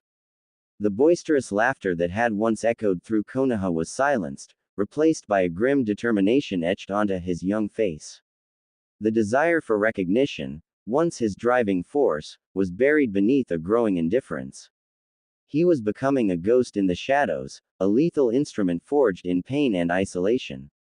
Back in Konoha, Sakura continued her daily pilgrimage to the Hokage Tower, her hope dwindling with each passing day. The weight of her actions pressed down on her, a constant, suffocating reminder of the vibrant light she had extinguished in Naruto. The thought of him enduring such brutal training, driven by her rejection, was a torment. What was he becoming? Would he ever forgive her? Would he even want to? The fear that Tsunade had planted in her mind, the fear of a Naruto unleashed, a Naruto walking a dark path with no one to guide him back, gnawed at her incessantly. The hero of the Fourth Great Ninja War, the boy with the heart of gold, was being molded into something cold and potentially dangerous, and she was the catalyst. The realization was a crushing weight, a burden of guilt that threatened to consume her entirely. The echo of her slap reverberated not just in the silent training grounds, but in the hollow chambers of her own heart, a constant, agonizing reminder of the love and trust she had so carelessly thrown away. 2 months. An impossibly short span, yet an eternity in the desolate landscape of Naruto's brutal training. He had pushed himself relentlessly, driven by a cold, unwavering determination to become the weapon they demanded, to shed the remnants of the boy who had been so easily wounded. He had mastered the silent, the art of infiltration, the suppression of emotion. The vibrant blue of his chakra now pulsed with a controlled intensity, a honed edge capable of both immense power and lethal precision. He was leaner, his movements quicker, his gaze sharper, devoid of the easy warmth that had once defined him. The transformation was stark, unsettling. He stood before Tsunade in her office, 2 months to the day since his departure. The familiar setting felt alien, the Hokage's imposing presence now viewed with a detached, almost clinical assessment. He addressed her formally, his voice devoid of the usual playful banter. Hokage-sama. The absence of Granny, the affectionate, albeit slightly disrespectful, nickname he had always used, hung heavy in the air, a palpable testament to the change within him. Tsunade's eyes widened almost imperceptibly, a flicker of surprise crossing her usually stern features. She studied him intently, noting the stark transformation. The boyish exuberance was gone, replaced by a quiet intensity that sent a shiver down her spine. His gaze was direct, unwavering, devoid of the familiar spark of defiance or humor. This was not the Naruto she knew. Naruto, she began, her voice cautious, you've returned, sooner than expected. My training is complete, he stated flatly, his tone leaving no room for argument. I require a mission. Tsunade hesitated. She had hoped he would take time to rest, to readjust to the village, to perhaps heal. Naruto, you've been through an intense period. Perhaps you should take some time at home, recuperate. That is unnecessary, he interrupted, his voice firm, bordering on impatient. I will return in 1 hour. I expect a mission assignment prepared by then. One that utilizes my enhanced capabilities. If not, then I'll seek missions from Anbu office. There was a cold certainty in his tone, a demand that brooked no refusal. Without waiting for a response, without even a nod of farewell, Naruto turned and left, a phantom disappearing as quickly as he had appeared. Tsunade watched his retreating figure, a knot of unease tightening in her stomach. The transformation was undeniable, and the cold, driven individual who had just stood before her was a far cry from the boisterous, compassionate boy she had come to care for. Barely moments after Naruto's departure, the door to Tsunade's office burst open again, and Sakura rushed in, her face etched with a desperate hope. Hokage-sama, is there any news? Has Naruto? Her voice trailed off, her eyes searching Tsunade's face for any sign. Tsunade sighed, the weight of the situation heavy on her shoulders. He was just here, Sakura. Sakura's breath hitched, her eyes widening in disbelief. He's back. Where is he? I need to talk to him. She turned to leave, a frantic energy propelling her. Wait, Sakura, Tsunade's voice stopped her. He's already gone. He said he would return in an hour for a mission assignment. Sakura froze, her hope momentarily deflated. An hour. She could wait an hour. She would be there when he returned. She waits at the entrance of Hokage's tower. An hour stretched into what felt like an eternity. Sakura paced restlessly outside the Hokage tower, her anxiety growing with each passing minute. When the hour had passed, she rushed back into Tsunade's office, her heart pounding with anticipation. Hokage-sama, has he returned? Tsunade's expression was troubled. He came back, Sakura. Collected his mission briefing, and left. Left. Sakura's voice was barely a whisper, her hope plummeting. But, where did he go? What was the mission? A long-range reconnaissance mission, Tsunade explained, her gaze distant.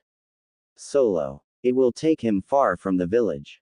Despair washed over Sakura. She had missed him. Again. The chance to speak to him, to try and explain, had slipped through her fingers like sand.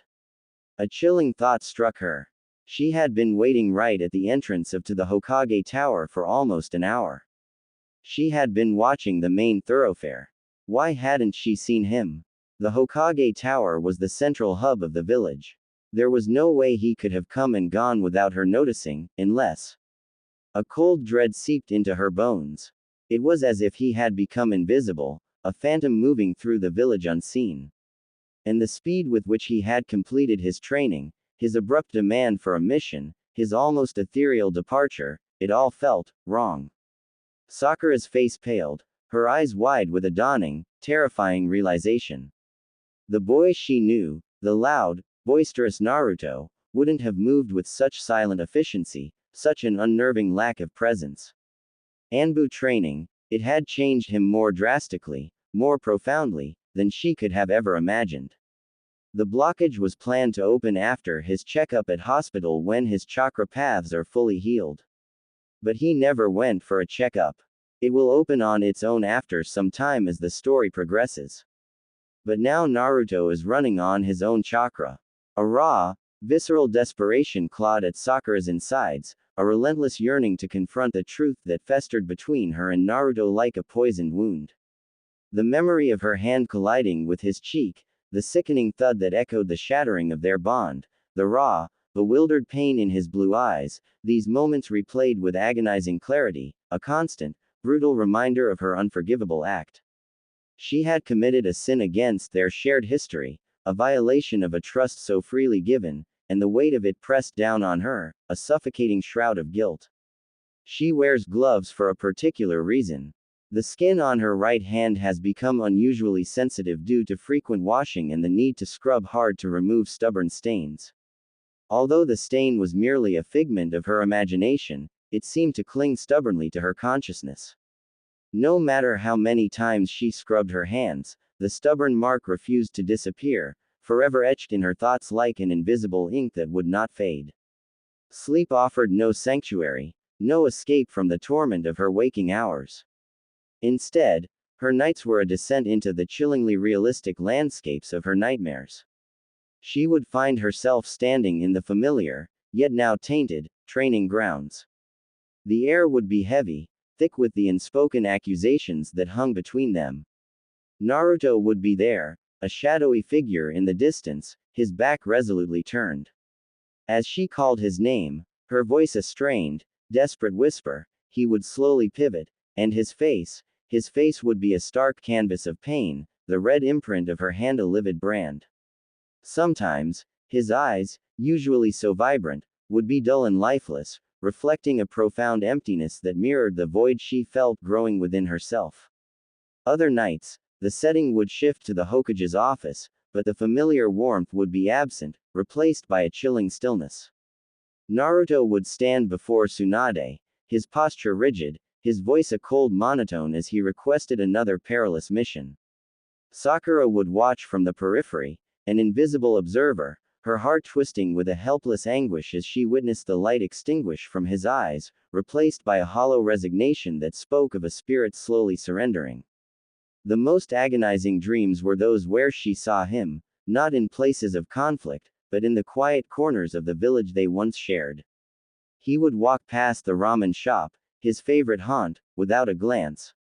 He would pass the training grounds, the site of so many shared moments, his gaze fixed straight ahead, devoid of recognition. She would try to reach out, to touch his arm, but her hand would pass through him as if he were a ghost, a phantom limb of a past she had destroyed. The silence in these dreams was deafening, broken only by the frantic pounding of her own heart, a desperate drumbeat against the encroaching oblivion. True to Tsunade's grim pronouncements, Naruto returned from his missions with an unnerving frequency, a fleeting shadow passing through the heart of Konoha. He never lingered, never sought the solace of rest in his neglected apartment. He sporadically comes back to his apartment, primarily when he feels the need for something specific, such as a refreshing shower or a change of clothes. Despite having a place to stay, he never returns for sleep or relaxation. It's as if his apartment serves merely as a temporary stopover, a place for practical necessities rather than comfort or repose. His existence had become a stark cycle of briefing, execution, and immediate departure, a relentless pursuit of the next perilous task. He addressed Tsunade with a chillingly formal, Hokage-sama, his requests for increasingly dangerous assignments delivered in a voice stripped of all inflection, all trace of the boisterous, determined boy she once knew. Sakura, driven by a desperate, almost primal need to see him, to somehow force a confrontation, haunted the corridors outside the Hokage's office. She would endure agonizing hours, perched on a hard bench, her heart leaping at every approaching figure, only to be met with disappointment as another shinobi passed by. Then, a fleeting whisper would ripple through the ranks, Naruto-sama is back, and her heart would lurch with a surge of desperate hope. She would scramble to intercept him, racing towards the Hokage's office, only to find the air still and the scent of ozone and faint blood the only evidence of his recent presence. He was a phantom, appearing and vanishing with an almost supernatural swiftness, a stark testament to the lethal efficiency the Anbu had forged within him. Each missed encounter was a fresh stab wound to her already ravaged soul. The weight of her guilt intensified, the nightmares grew more vivid and suffocating, and the chilling fear of what Naruto was becoming solidified into a terrifying certainty. His life was no longer about protecting the village or striving for recognition, it was a reckless plunge into the heart of danger, a grim dance with death in the deepest shadows. The missions Tsunade reluctantly assigned him were becoming increasingly suicidal. Infiltrating heavily fortified enemy encampments with minimal backup, engaging entire platoons single-handedly, retrieving highly volatile intel from the most treacherous territories, the odds of his safe return dwindled with each assignment, sometimes teetering on the brink of statistical impossibility. It was as if he were actively seeking oblivion, his life a disposable tool in the hands of the village, a silent testament to a spirit that had lost its will to survive. Tsunade's concern for Naruto's rapidly deteriorating state was a palpable presence in her office. The vibrant, resilient boy she had taken under her wing was fading, replaced by a gaunt, haunted figure who returned from each mission cloaked in the stench of death and his own blood.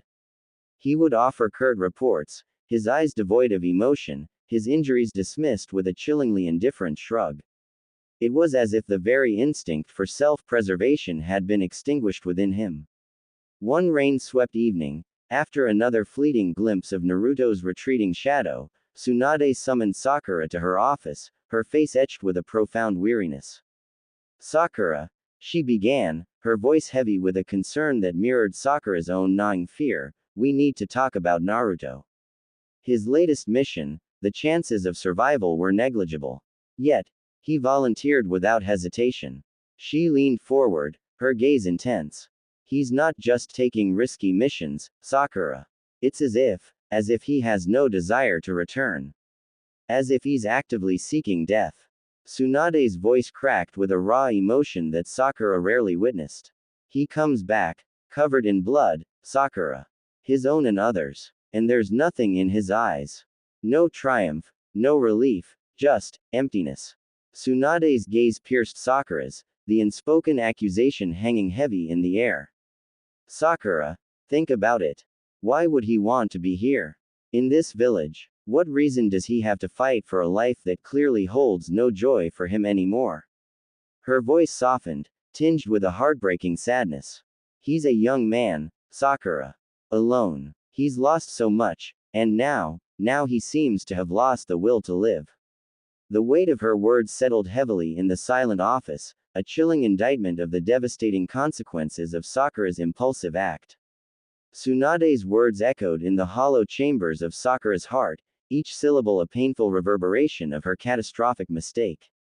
Why would he want to be here? In this village? What reason does he have to fight for a life that clearly holds no joy for him anymore? He's a young man, Sakura. Alone. He's lost so much, and now he seems to have lost the will to live. The stark pronouncement hung in the air, a chilling indictment of her blindness. Naruto, the sunniest soul she had ever known, the boy who had chased after her with a relentless devotion that now seemed almost mythical in its purity, was teetering on the precipice of oblivion. But what was his reason before? The question surfaced, sharp and accusatory. What had tethered him to this village, to this life, before the darkness had begun to consume him? The answer, when it finally clawed its way through the layers of her self-absorption, struck her with the force of a physical blow. Was it me? The realization was both devastating and profound. Had his unwavering loyalty, his boundless optimism, his very will to fight, been rooted in his feelings for her? Had his clumsy attempts at affection, his steadfast presence by her side, been the anchors that kept him grounded? Did he love me that much? The childish sketches in the worn notebook flashed through her mind, the earnest depictions of them side by side, the clumsy rendering of her image. The crossed out, my queen, replaced by the venomous, selfish bitch. The pendulum swing of his emotions, from adoration to bitter rejection, spoke volumes of the depth of his feelings, feelings she had so carelessly dismissed, so utterly trampled upon. How could I have been so blind? The question was a silent scream within her, a lament for the years she had spent chasing a shadow, oblivious to the radiant light that had shone so brightly beside her. A fierce resolve hardened within Sakura, a desperate determination to atone for her blindness, to pull Naruto back from the brink. He has no reason to return. I will become his reason. I will become his reason to live, his reason to come home. But the enormity of the task crashed down upon her. How? He was out of reach, a phantom flitting through the shadows, his life a relentless cycle of perilous missions. How could she penetrate the walls he had erected, the cold detachment that now shielded his wounded heart? Then, a memory surfaced, vivid and warm, a stark contrast to the cold dread that had been her constant companion.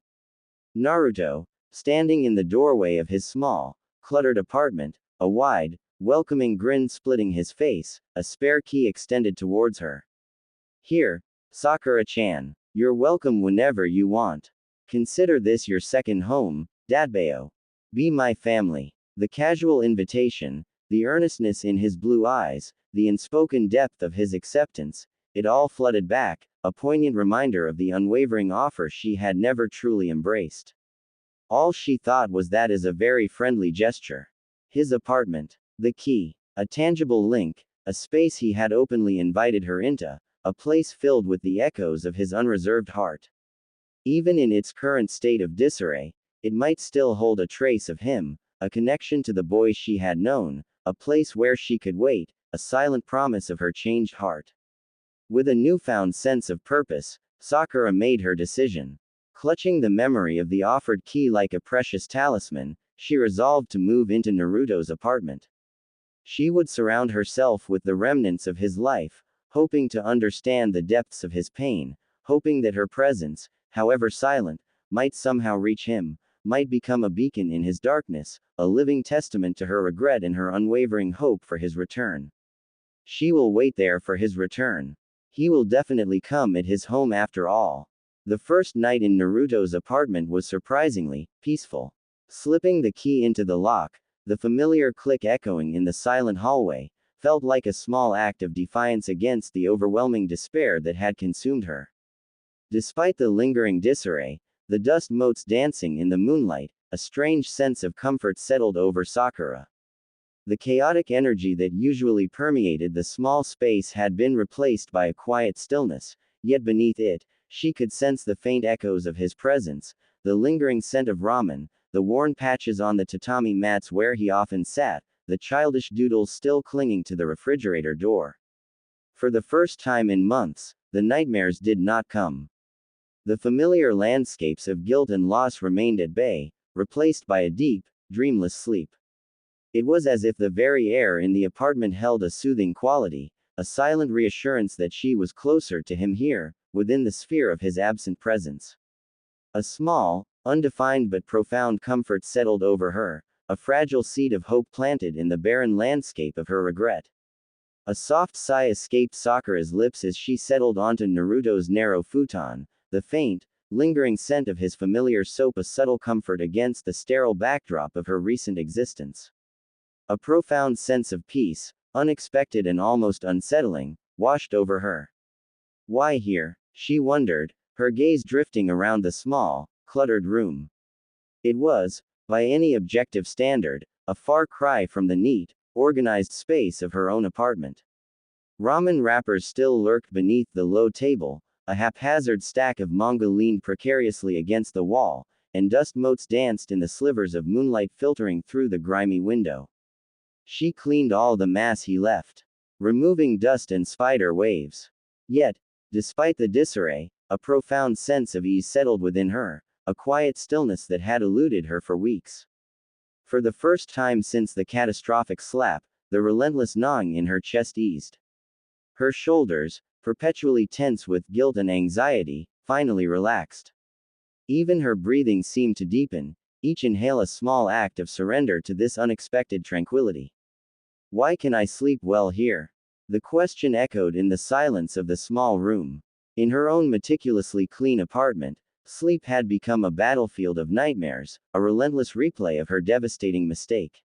Here, surrounded by the tangible remnants of Naruto's life, a strange sense of safety enveloped her, a silent promise that the darkness wouldn't encroach.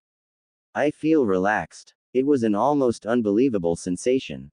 The constant hum of anxiety that had been her unwelcome companion had receded, replaced by a quiet hum of something else. Something akin to belonging. It's like my heart wants this. The thought surfaced, surprising and a little ridiculous. This cramped, messy apartment, a far cry from the aesthetic she usually preferred, felt right. It was as if an invisible tether, long stretched and strained, had finally found its anchor. Ridiculous and small flat. Objectively, it was. Barely enough room for a single person, cluttered with the detritus of a simple life. In the eyes of someone detached, someone who didn't know the warmth that had once radiated from these walls, it might even be considered disgusting. But yet it feels so good in here. The contradiction was undeniable, a testament to something deeper than mere aesthetics. It was a feeling that resonated in the very core of her being, a quiet recognition that transcended logic. It feels like home. The realization struck her with a gentle force, a quiet understanding that settled over her like a warm blanket. Home, a word that had always been synonymous with her own carefully curated space, now found an unexpected resonance in this small, messy flat. A memory surfaced, unbidden, a soft echo of Naruto's voice, earnest and heartfelt. He had been speaking to a young orphan at the village, a child with wide, lost eyes. Hey, home isn't just a place, you know. It's where your heart feels at peace. Or where someone waits for you, with a warm heart. That's home, Dadbeo. His simple words, spoken with such genuine compassion, resonated with a profound truth now. This small, cluttered space, imbued with the lingering essence of his unwavering spirit, felt like a place where her heart could finally rest. It was a space where, even in his absence, she felt closer to him, a silent acknowledgement of a connection that ran deeper than she had ever understood. And the desperate hope that he would one day return to this space, to her waiting warmth, became a fragile but persistent ember in the quiet stillness of his unexpected home. Days bled into weeks within the sterile quiet of Naruto's apartment, Sakura finding a strange solace in the absence of its owner. Meanwhile, in the hidden veins of Konoha's underbelly, time warped and accelerated for the newly christened Shadow Operative. Naruto's progress within the Anbu was nothing short of meteoric. His raw power, coupled with the brutal efficiency honed in his accelerated training, made him a force to be reckoned with. Within a single month, he had not only mastered the advanced techniques but had displayed a tactical acumen that belied his former impulsive nature. He was no longer a lone wolf, he was a leader. Tsunade, recognizing his exceptional capabilities and perhaps hoping to exert some measure of control over his self-destructive tendencies, formed a specialized team around him. It was an unprecedented arrangement, a testament to Naruto's unique, albeit unsettling, talent. The team consisted of Captain Yamato, whose would-release jutsu provided both formidable offense and unparalleled control, Captain Sai, whose ink creations were versatile tools for reconnaissance and attack, his detached demeanor masking a complex inner world shaped by his rude upbringing, and Tenten, a master of weaponry and space-time ninjutsu, her proficiency in summoning and sealing an arsenal making her a formidable asset. Yamato and Sai carried the heavy burden of Konoha's dark secrets, their formative years spent within the emotionless confines of Root, Danzo's clandestine organization. They were survivors, their loyalty forged in the fires of a childhood devoid of warmth. Tenten, on the other hand, was an orphan, her life dedicated to the mastery of every conceivable weapon. The tragic loss of Neji during the war had extinguished the last embers of romantic love in her heart, leaving her a fiercely independent, yet emotionally guarded, woman. This unconventional team, led by a captain of captains, defied standard Anbu protocol, which dictated a single leader per squad. Yet, their synergy was undeniable, their teamwork bordering on the uncanny.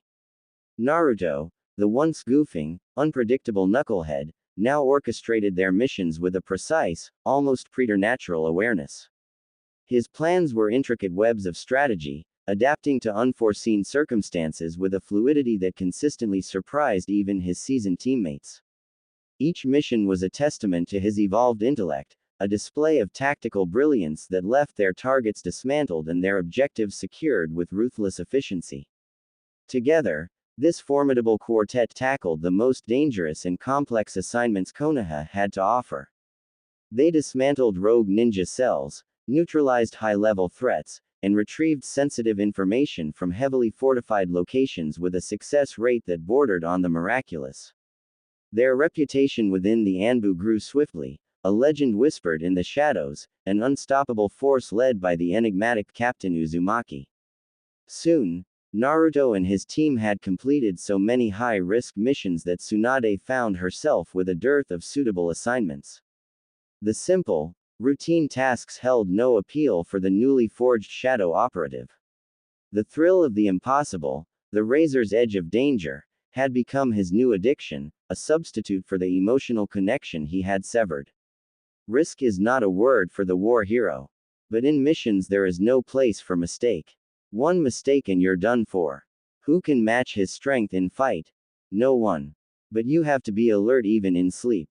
Restless and seeking purpose in the familiar darkness, Naruto turned his gaze towards the foundation, the lingering, shadowy remnants of Danzo's root. It was a place where the lines between right and wrong blurred, where missions were often morally ambiguous and shrouded in absolute secrecy. He sought out a contact within its hidden network, his reputation preceding him. The mission he accepted was unlike any he had undertaken before. It